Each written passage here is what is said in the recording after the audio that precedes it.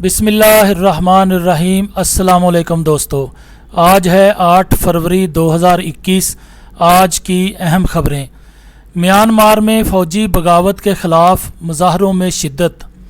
Myanmar کے سب سے بڑے شہر میں فوجی بغاوت اور معزول رہنما آنگ سان سوچی کی گرفتاری کے خلاف دوسرے روز بھی سینکڑوں افراد نے احتجاج کیا۔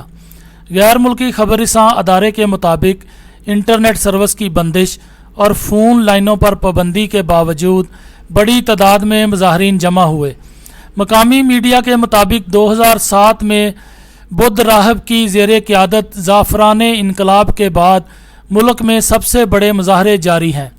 میانمار کے تجارتی دارالحکومت ینگون میں مظاہرین نے سرخ غبارے اٹھا رکھے تھے جو آنگ سان سوچی کی نیشنل لیگ ڈیموکریسی پارٹی کی نمائندگی کرتا تھا۔ مظاہرین نے نعرے لگائے کہ ہم فوجی آمریت نہیں چاہتے۔ آپ دیکھ رہے ہیں گولڈن نیوز چینل۔ برائے مہربانی ویڈیو کو لائک کریں، شیئر کریں اور کمنٹس باکس میں اپنی رائے کا اظہار کریں، اور چینل کو سبسکرائب کریں اور بیل آئیکن پر کلک کریں تاکہ ہماری آنے والی تمام ویڈیوز آپ باقاعدگی سے دیکھ سکیں۔ اگلی خبر میں ہم بات کریں گے بھارت میں گلیشیئر ٹوٹنے سے تباہی مچ گئی، سینکڑوں ہلاکتوں کا خدشہ۔ بھارت کی شمالی پہاڑی ریاست اتراکھنڈ میں بڑا گلیشیئر ٹوٹنے کے باعث طغیانی اور سیلاب سے شدید تباہی مچ گئی۔ سینکڑوں ہلاکتوں کا خدشہ ہے جبکہ تقریباً 150 افراد لاپتہ ہو گئے ہیں۔ بھارتی میڈیا کے مطابق ریاست اتراکھنڈ کے تپون میں اچانک گلیشیئر کے پگھل کر گرنے سے بھیانک حادثہ پیش آ گیا ہے۔ دولی ندی نے بڑے سیلابی ریلے کی شکل اختیار کر لی ہے۔ پانی کو مقامی دریا اور نشیبی علاقوں کی ندیوں کی جانب بہنے سے روکنے کے لیے کوششیں کی جا رہی ہیں۔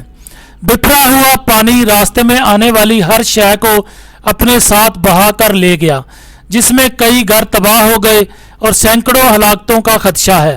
سیلابی ریلے میں رشی گنگا توانائی منصوبہ پر کام کرنے والے مزدوروں کی بڑی تعداد بھی بہہ گئی۔ اگلی خبر میں ہم بات کریں گے اسرائیلی جنگی جرائم کی تحقیقات کا اختیار رکھتے ہیں، یہ کہنا تھا عالمی عدالت کا۔ بین الاقوامی فوجداری عدالت نے کہا ہے کہ غزہ، غرب اردن اور بیت المقدس جیسے علاقوں سے متعلق انہیں تحقیقات کا اختیار ہے۔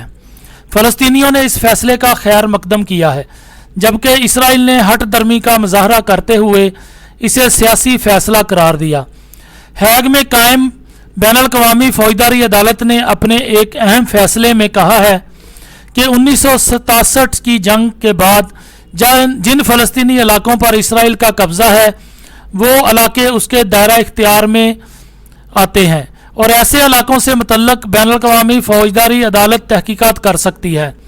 3 رکنی بینچ کے 2 ججوں کی اکثریت نے یہ فیصلہ دیا، جبکہ ایک نے اس کی مخالفت کی۔ اس فیصلے کی روشنی میں اب عالمی فوجداری عدالت کی چیف پراسیکیوٹر کے لیے اسرائیلی فوج کی کارروائیوں سے متعلق جنگی جرائم کی تحقیقات کرنے کا راستہ ہموار ہو گیا ہے۔ اگلی خبر میں ہم بات کریں گے فرانس میں زوردار دھماکے سے عمارت تباہ ہو گئی، 2 افراد لاپتہ اور 10 افراد زخمی ہو گئے۔ فرانس میں ایک زوردار دھماکے کے نتیجے میں 10 افراد زخمی اور 2 افراد لاپتہ ہو گئے۔ خبررساں اداروں کے مطابق یہ واقعہ ہفتے کے روز جنوب مغربی شہر بورڈو میں پیش آیا۔ ابتدائی تحقیقات کے مطابق یہ دھماکہ ایک گراج میں ہوا، جس کے نتیجے میں ایک رہائشی عمارت تباہ ہو گئی، جبکہ علاقے میں موجود دکانوں کو شدید نقصان پہنچا۔ زخمیوں میں سے ایک 79 سالہ عمر رسیدہ شہری کی حالت تشویشناک بتائی جاتی ہے۔ زخمیوں کو اسپتال منتقل کر دیا گیا ہے، جبکہ دھماکے کی وجوہات جاننے کے لیے تحقیقات کی جا رہی ہیں۔ اور اگلی خبر میں ہم بات کریں گے ابوظہبی میں 70% ملازمین کو گھروں سے کام کرنے کی ہدایت جاری کر دی گئی۔ متحدہ عرب امارات میں کرونا کیسز میں اضافے کے بعد ابوظہبی کے سرکاری اور نیم سرکاری اداروں کے 70% ملازمین کو گھروں سے کام کرنے کی ہدایت کر دی گئی ہے۔ خبر رساں اداروں کے مطابق حکام کا کہنا ہے کہ دفاتر سے صرف 30% ملازمین کام کریں گے، اور ایسے لوگ جنہیں صحت کے مسائل کا سامنا ہے یا وہ 60 سال کی عمر سے زیادہ کے ہیں وہ گھروں سے کام کریں گے۔ ملازمین کو ویکسین لگوانے تک ہفتہ وار PCR ٹیسٹ بھی لازمی کرانے کی ہدایت کی گئی ہے۔ ابوظہبی میں گزشتہ روز سینما ہال تا حکم ثانی بند اور شاپنگ مالز میں محدود داخلے کی پابندی بھی عائد کی گئی ہے۔ امارات میں کرونا متاثرین کی تعداد 3 لاکھ سے زیادہ ہے اور اموات 900 سے تجاوز کر چکی ہیں۔ اور آخر میں ہم بات کریں گے جرمن یوٹیوبر نے اسلام قبول کر لیا۔ جرمنی کے مشہور یوٹیوبر کرسٹن نے اسلام قبول کر لیا، جس سے کرسٹن کے مسلمان مداح خوشی سے جھوم اٹھے۔ اسلام قبول کرنے کی تصدیق کرسٹن نے ایک انسٹاگرام پوسٹ میں کی، جس میں انہوں نے بتایا کہ وہ اسلام میں داخل ہو چکے ہیں۔ کرسٹن نے اپنے یوٹیوب چینل پر ویڈیو اپلوڈ کی جس میں ان کا کہنا تھا کہ پاکستان میں 1 سال گزارا۔ اس دوران وہ بے شمار بہترین لوگوں سے ملے۔